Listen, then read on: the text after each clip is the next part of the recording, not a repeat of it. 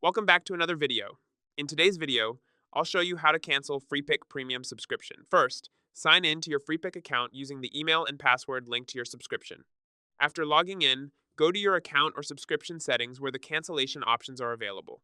If your subscription was purchased through Apple, Google Play, or PayPal, you will need to cancel it directly through that platform.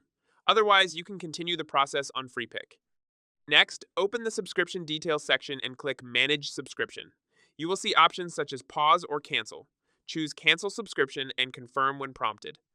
You may also be asked to select a reason for cancellation. After confirming, wait for the on-screen message and check your email for a cancellation confirmation. The email will show the date when your subscription ends, so keep it for your records. If you don't receive a confirmation, try the process again or contact Freepik support with your account email and last transaction details. If the page does not respond, clearing your browser cache or using another browser may help. That's it. That's it. If you found this video helpful, don't forget to like and subscribe.